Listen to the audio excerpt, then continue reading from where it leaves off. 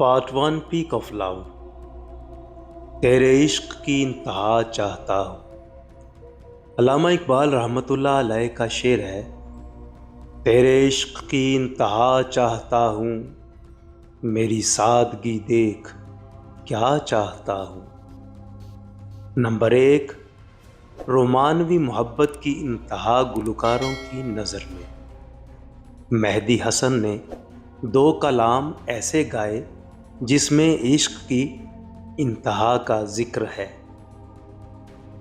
रफ्ता रफ्ता वो मेरी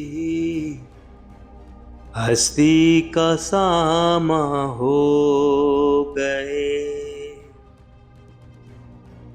रफ्ता रफ्ता वो मेरी हस्ती का सामा हो गए। ये मौजज़ा भी मोहब्बत है।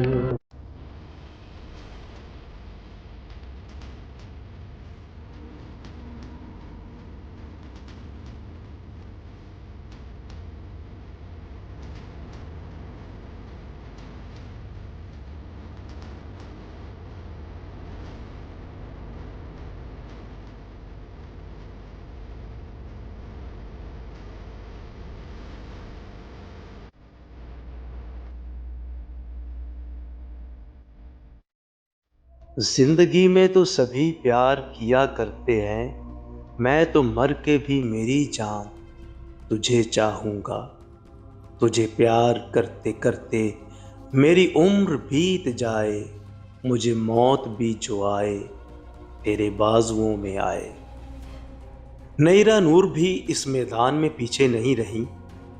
ऐ जज्बा दिल गर मैं चाहूँ हर चीज़ मुकाबिल आ जाए, मंजिल की तरफ दो गाम चलूं और सामने मंजिल आ जाए। नूर जहां भी इस मैदान में पीछे नहीं रही। चन सजना वे नेड़े नेड़े हो, पहले अख लड़ दी फिर दिल मिल दे, फिर हुंदे कौल करार, लोकी कहंदे हो गया प्यार प्यार। नसीबो लाल कम पै गया है तेरे नाल थोड़ी देर दा, महनाज भी इस मैदान में पीछे नहीं रही।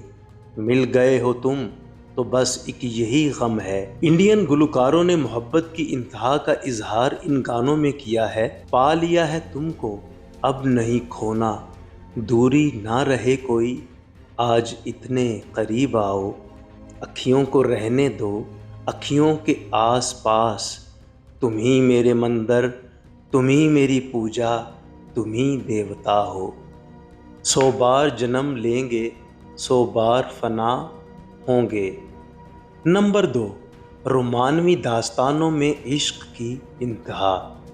हीर के इश्क की इंतहा ये थी, रांझा रांझा करती नी मैं आपे रांझा होई। इसी तरह लैला मजनू, सस्सी पुन्नू और सोहनी महिवाल ने भी इश्क की इंतहा कर दी। नंबर 3, मुहज़्ज़ब नसर निगारों ने इश्क की ये मुख्तलिफ स्टेजेस बतलाई हैं। पहले अजनबियत, फिर वाक़फ़ियत, उन्स, अक़ीदत, चाहत, प्यार मोहब्बत, क्रश, वक्ती इश्क, दायमी इश्क, जुनून, दीवानगी, फना, बका। Number 4, stages and peak of biological love. Awareness of presence. Eye to eye, hand to hand, arm to shoulder, arm to waist, mouth to mouth, hand to head, hand to body, mouth to breast, hand to genitals, genitals to genitals. Number 5, peak of marital social contract. अगर दुनिया में शादियां ना होती तो इंसानी आबादी कब की ख़त्म हो चुकी होती। आज के दौर में 1 दर्जन ममालिक ऐसे हैं जहां आबादी बढ़ने की बजाय माइनस में जा रही है। जब ख़वातीन से शादियां ना करने की वजह पूछी गई تو اکثریت نے بتلایا کہ جیسے ہی وہ حاملہ ہوتی ہیں دفتری باس انہیں نوکری سے نکال کر نئی ینگ اینڈ سمارٹ لڑکی کو جاب پر رکھ لیتے ہیں، اور یہی سلوک بوائے فرینڈ بھی کرتے ہیں جنہیں نان نفقے کی فکر نہیں ہوتی۔ وہ مندرجہ ذیل مراحل طے کرنے کے بعد شادی کر لیتی ہیں۔ نمبر 1، ٹھگوں سے بچتے ہوئے میرج بیورو کی بھاری فیس کی ادائیگی۔ نمبر 2، فریقین کے درمیان لمبے مذاکرات برائے کانسنسس۔ نمبر 3، بات پکی۔ پرانے زمانے میں مندری، چھلا یا رومال دے کے بات پکی کی جاتی تھی، آج کل 4 سٹار ہوٹل کی تقریب کے دوران۔ نمبر 4، کچی منگنی، پھر پکی منگنی، پھر سمندر پار سے قریبی رشتہ داروں کی واپسی کا انتظار۔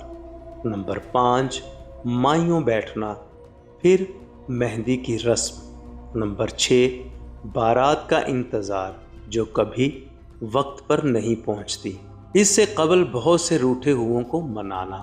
نمبر 7، رخصتی، شب زقاف، سہاگ رات، شب وصل، ولیمہ اور پھر مکلاوہ۔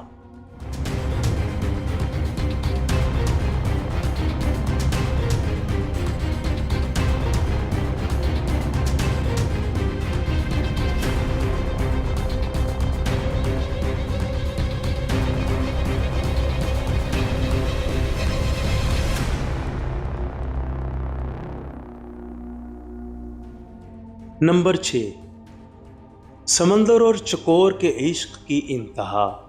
سمندر اور چکور کو چاند سے خاص طور پر 14ویں کے رات سے بہت عشق ہوتا ہے۔ سائنسدان صدیوں سے سمندر سے پوچھ رہے ہیں کہ تو 14ویں کی رات چاند کی طرف مد و جزر کیوں دکھاتا ہے؟ سمندر جواب دیتا ہے، مگر سمندر کی بولی وہی سمجھ سکتا ہے جس کا نام سمندر خان ہو یا جس کا دل سمندر جتنا بڑا ہو۔ نور جہاں کو جو بندہ ملا اس کا دل تو چھوٹا سا تھا، مگر وہ اس کی آنکھوں سے متاثر ہو کر یہ گانے پہ مجبور ہو گئی۔ تیرے نین سمندروں ڈونگے نے، میں ڈوب دی تر جاواں۔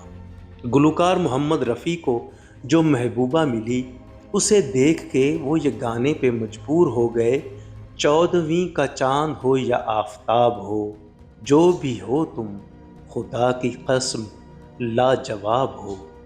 گلوکار محمد رفیع وفات سے چند سال قبل حج کرنے گئے اور علماء کرام کی شرعی تقاریر سے متاثر ہو کر موسیقی کو حرام سمجھ کے گانا چھوڑ دیا، مگر جو گانے گائے تھے انہیں بند نہ کرا سکے کیونکہ پروموٹرز کے اربوں خربوں روپے لگے ہوئے تھے۔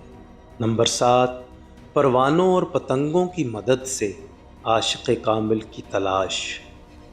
ہماری طرح کے ایک ادھورے درویش کے پاس چند پتنگے اور پروانے اکٹھے آئے تو وہ درویش انہیں ڈفرینشیٹ نہ کر سکے۔ ایک گمنام مہمان درویش نے ان میں سے 7 سے کہا کہ تم 7 والے کمرے سے جو روشنی آ رہی ہے دیکھ کے آؤ اور بتاؤ کس چیز کی روشنی ہے۔ 7 میں سے 6 واپس آ کر کہنے لگے، اندر کمرے میں شمع جل رہی ہے۔ پوچھا وہ 7واں کدھر ہے؟ تو انہوں نے جواب دیا کہ وہ تو شمع کے اندر کود گیا اور جل کر راکھ ہو گیا۔ فرمایا اصل پروانہ وہی تھا، تم پتنگے کس کام کے ہو؟ تو پتنگوں کے سردار نے تقریر کی، اگر کسی نے قریبی چوک تک جانا ہو تو پیدل جا سکتا ہے، اگر ٹھوکر نیاز بیگ تک جانا ہو تو بائک کی ضرورت پڑے گی، اگر اسلام آباد جانا ہو تو کار یا بس کی ضرورت پڑے گی، اگر کراچی جانا ہو تو ٹرین کی ضرورت پڑے گی، اگر مانچسٹر جانا ہو تو ہوائی جہاز کی ضرورت پڑے گی، اگر چاند پہ جانا ہو تو پہلے انڈیا کی فلم دیکھنی پڑے گی، چاند کے پار چلو پھر ناسا یعنی امریکہ جا کر خلائی جہاز یعنی چاند گاڑی پر بیٹھنے کی تربیت لینا پڑے گی، اگر کائنات کی حدود سے باہر لامکان میں جانا ہو تو عشق کے گھوڑے پہ سوار ہونا پڑے گا اور اسے اسپیشل لو ونگز یعنی عشق کے پر لگوانے پڑیں گے۔ جیسے برسات آتے ہی ہم پتنگوں کو خود بخود پر لگ جاتے ہیں اور ہم شمع کے قریب پہنچ جاتے ہیں، ایسے ہی جو عشق کی دوا دے سکتا ہے وہ عشق کے پر بھی لگا سکتا ہے۔ پوچھا کہ عشق کی دکان کہاں ہے؟ جواب دیا، وہ جو بیچتے تھے دوائے دل، وہ دکان اپنی بڑھا گئے۔ علامہ اقبال کو جب ان رازوں کے بارے کچھ حد تک معلوم ہوا تو انہوں نے لکھا، جب عشق سکھاتا ہے آداب خود آگاہی، کھلتے ہیں غلاموں پہ اسرار شہنشاہی۔ جب غلاموں کی تلاش کی گئی تو اندرون لاہور ایک ایسے غلام کا مزار ملا جو بیک وقت غلام بھی تھا اور تخت لاہور کا گورنر بھی۔ جب کسی صاحب نے قبلہ ایاز سے آداب غلامی اور آداب شہنشاہی پوچھنے کی کوشش کی تو قبلہ ایاز نے بتایا کہ بھائی، میں تو اسلامی نظریاتی کونسل کا سربراہ تھا، تم شاید اس ایاز کی تلاش میں ہو جو محمود غزنوی کا غلام تھا، وہ تو صدیوں سے مزار میں مدفون ہے، کسی صاحب کشف سے رابطہ کرو جو صاحب مزار سے بات کر کے آج کے دور کے زندہ ایاز کا پتہ بتائے۔ ایک ریٹائرڈ بیوروکریٹ شبیر بھٹی صاحب نے بتایا کہ ایک عارف ایاز نامی پروفیسر ہیں جو گورنمنٹ کالج لاہور میں ہسٹری پڑھاتے تھے اور میڈم بشرا رحمان ان کی ایازیت کو پہچانتی تھی۔